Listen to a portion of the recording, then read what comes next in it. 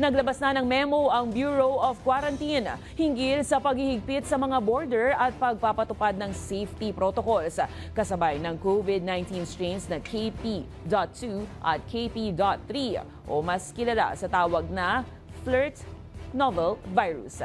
Inabisuhan na rin ng pamunuan ng mga paliparan na regular na linisin ang mga pasilidad para maiwasan ang sakit. Si Kim Salinas may balitang A to Z. Of course, if I gonna hear about COVID, everybody's scared. Ganyan na lamang ang pagkabahala ni Rachel, isang turistang Pinoy mula sa Montreal, Canada na magbabakasyon sa Pilipinas. Todo ang kanyang pag-iingat lalo na't magbabakasyon uli siya sa kasagsagan ng umuusbong na bagong COVID-19 strains. Kung may naramdaman ka, you have to go right away to the doctor. Magpa-check kayo kung ano ang naramdaman nyo.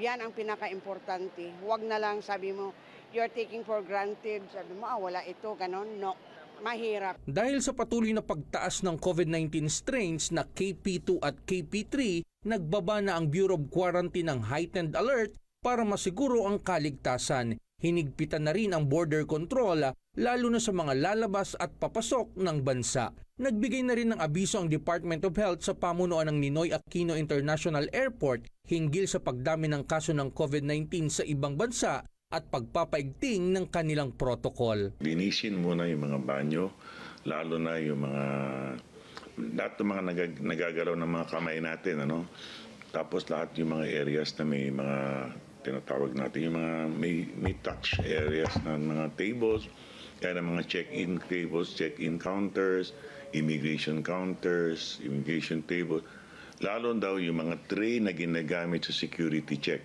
Inabisuhan na rin ang mga kainan na regular na linisin ang kanilang pasilidad. Hindi ko muna gagawin mandatory yung paglalagay ng face mask, voluntary. Wala ako nakikita ko di mag-ingat. Importante, nasa kanila yon kung gusto nila gumamit ng face mask. Pagbalik ulit tayo na maghugas tayo ng mga alcohol sa ating mga kamay. Gayunpaman, paglilinaw ng Health Department, ang KP2 at KP3 ay mga variant na nanggaling sa ating JN1 na siya naman nanggaling din sa Omicron. Hindi sila bago, or rather, matagal na silang nakita nung winter 2023 pa, nakita sa North America at sa bansang Singapore.